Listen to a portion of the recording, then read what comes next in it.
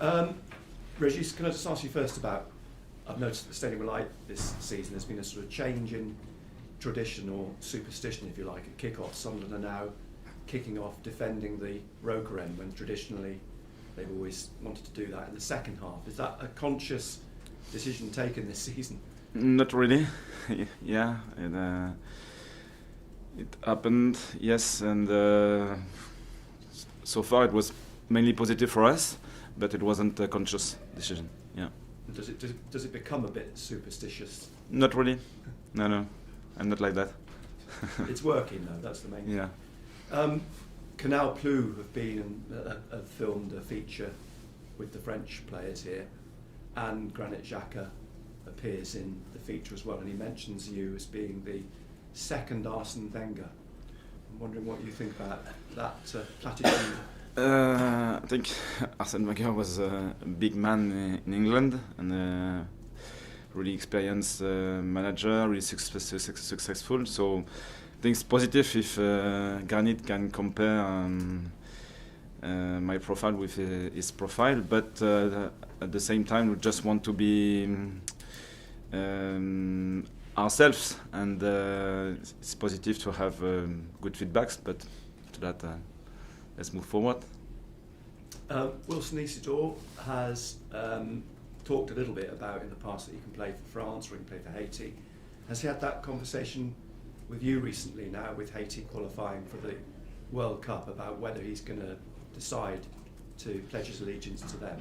No, I didn't discuss this topic with him at the minute. Could be an interesting opportunity for him, but we'll see. Yeah. And other players for the African Cup of Nations coming up, that starts on December the 21st. It's a week after the derby. Have you had conversations with the African contingent about when you can release them, when they're going to go? It's not official at the minute, so it's mainly a direct conversation with every staff, and it's not done at the minute. Would you like them to stay for the derby? Yeah, absolutely. I mean, are you allowed to keep them, if you see what I mean? Is there a rule stipulating they have to go by a certain day? I don't think we have a specific rule, because it's not a FIFA period, a proper FIFA period, but at the same time we want to be well aligned for the club. It's important to have our players available, and we know that the national team, the African Cup, is really important for them, so it's a balance. And I think with Flo, we try to have a clear and direct conversation with every coaching staffs, and so far it works well. Habib Diarra is one of those players. Obviously, he's coming back from injury. Is there a possibility you may be able to keep him here for his rehab?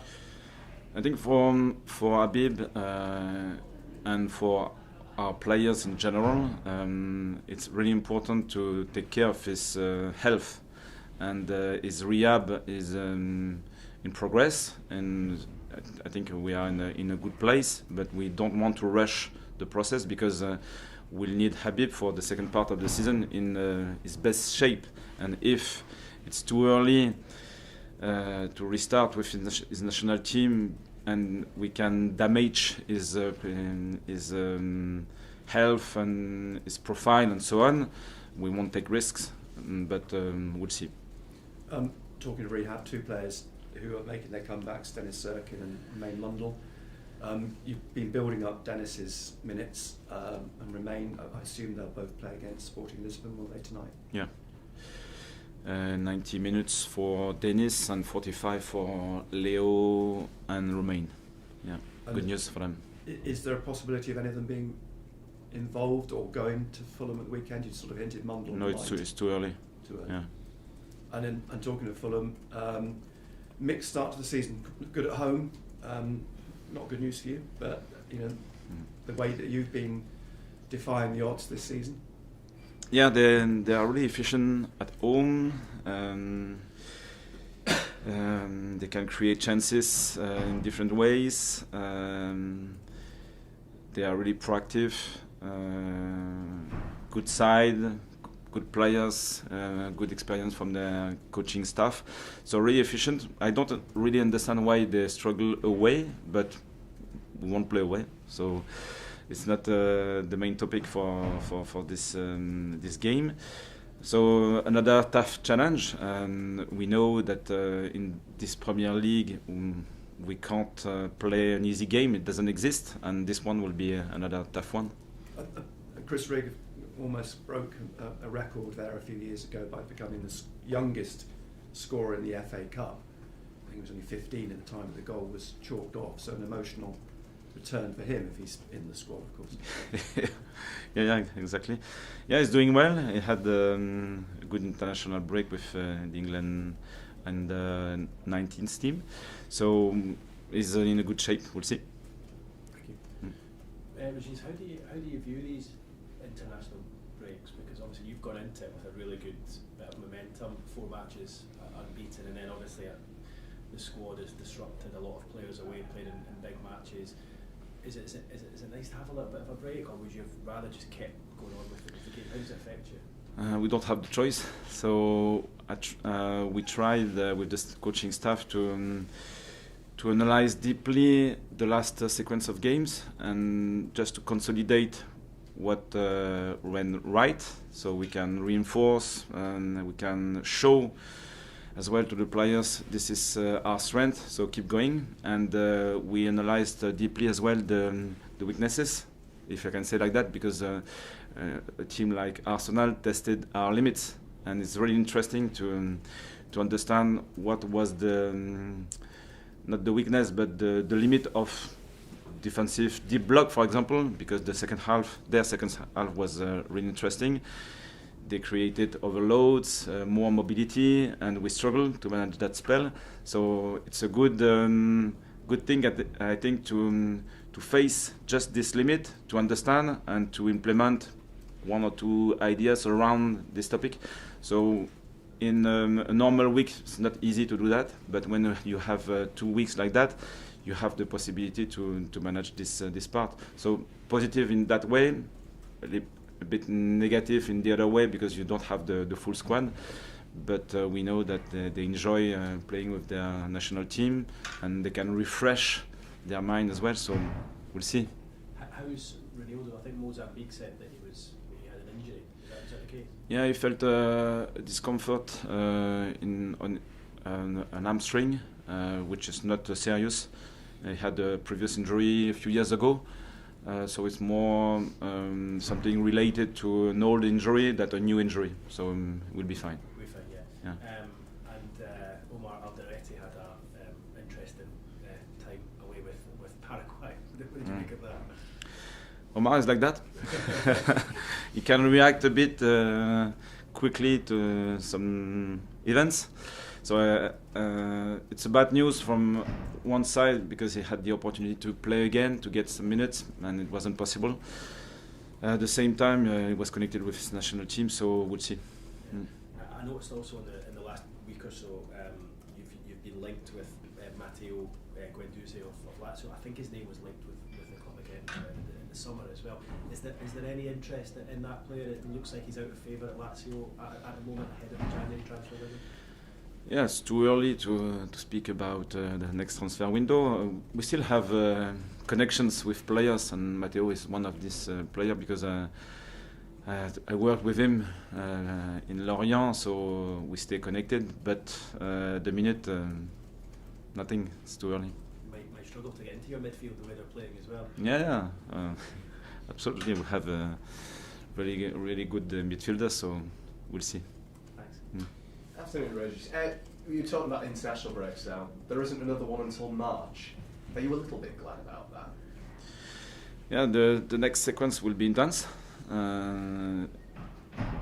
Without a break, and so probably it will define massively the output of the season. It's really important. So the start of the season is important, but this part is like the main course probably, and we like it. I think because we wanted to be in the Premier League for that reason. We want to face the best sides in the league and to test our limit, to challenge ourselves, to learn. we might struggle at times, and I think it's just normal. But we might be good as well. So without being overconfident. So it's part of the process, of the learning process, and we're looking forward to play those games. You talked about the draw against Arsenal there. Of course, Brian Brobby got the equaliser. So how close are we to seeing the best of Brian? Because obviously he's had to work up his fitness, hasn't he, and adjust to the Premier League. Yeah, he's getting better. We can feel it. I think it was really clear during this part of the game. He feels confident. He feels quick, sharp, and he's close to his best level, I think, now. And it's positive for the squad. It's positive for the competition, this position, and for the depth of the squad as well, because we'll play many games. And if you know that you have maybe one starter and the second one is ready, the third one is ready, then you can change the game after. It's really positive, so good news for us. Granite may have likened you to Arsene Wenger, but you've been getting a lot of praise this season in the Premier League for your tactical decisions, your ability to just change things on the fly. Do you feel like with every passing game, especially against the teams like Arsenal, that you're getting better as a manager? Yeah, absolutely. As a staff, as a squad as well, because when you play against the best sides, you can feel the quality, and so every decision can have an effect, a really clear effect. At the same time, I think we, as a coaching staff, as a manager, we manage the quality of our players. So with them, if you give an information, you give an impulse, they react really quickly. So it's a connection between the squad and the manager and the coaching staff. Just finally, I'm sure you saw, but the lettering's gone up in the Stadium of Light over the last few days under the Association of Football Club. It's gone very, very big with the fans on social media. Some people might look at that and say, well, it's quite a small thing. But can you understand why it's such a big thing for Sunderland fans to feel that connection? Yeah, I think it's part of it's a big part of the identity of the club. And at home, I think if we had this success so far, our fans, the stands, the atmosphere in the stadium, we can feel it's really important for the output of the game to manage just the extra drive that can make the difference. For example, this goal against Arsenal, we felt our fans behind us, and just this little detail can help the players. We don't know how and when, but it's very important. Yeah, I agree. Thanks, Régis. Good afternoon. As AFCON gets closer, do you have your plan in place for losing those key players? And I guess, how easy is it for those players that have been on the bench to step in and keep performing at the level that you have been? I think we are working step by step, and after every game we have some different variations in our dynamic, and I think we have now good news with Denis, with Romain, with Leo, and so on. So 3-4 Luke, who is on the bench right now but didn't play, Dan on the bench but didn't play, so we'll have this depth to manage this period, and they will have their opportunities. Didn't play in the Premier League before, but it was the case for our squad when we started this season. So we are confident, and they know the system. They are really well connected with the squad. So for me, I'm confident. After that, we'll have to experience the Premier League with this setup. Is it coming into your thinking in these games in the run-up, like Fulham, to maybe get a few more minutes to those players who are going to step up for you? Not really, because I think this league is so demanding that it's really difficult to manage in 1, 2, or 3 weeks. Just manage the next 15 minutes properly, and we'll see. So it's really adaptive in real time, and try to have your resources available and then manage in real time, because it's so unpredictable, so tough, that it's difficult to manage plans over 2 or 3 weeks. Not possible. And just finally for me, you talked a bit about the work, the analysis of the Arsenal game that you've done over the break. Did you enjoy that break, or have you just been desperate to get to that next game? Yeah, I like this period because the rhythm is a bit different, and I think as a manager, as a coaching staff, we need to refresh our minds as well. So I think for the next period, we'll need this energy. So I think it was important for us. Yeah, really. Régis, just a quick one from me. Obviously, the international break gave a chance to sort of reflect, you've been saying. When you kind of look back to the start of the season and to now, did you think a place in the top 4 at this point in the season was something that would be possible? Before the season, I didn't have a specific expectation, a specific target. The only one is to stay in the league, and you know more or less you'll need 40 points. After that, I don't want to fix a limit before. Experience the league, try your best, and we'll see. So the table, I think the margin between the 4th or the 5th position and the 10th is really thin. So you lose 2 games and you can be 10th on the table. So it means that it's really close on the table. So it doesn't mean anything at the minute, unless it means that we have 19 points, which is positive. Thank you. Régis, your home form was always going to be important this season, given the backing of the crowd at Stadium of Light. But you've proven that you can win away from home. So looking in regards to the games you had against Forest and Chelsea, what was the preparation like for those games, and what went well in terms of enacting what you wanted in them? I think for every fixture, the key pillar is to work together, and it's not easy after 2 weeks away or a bit without the same level of connection to restart again, being well connected. It's important to defend properly. Otherwise, especially against Fulham, they have so many threats.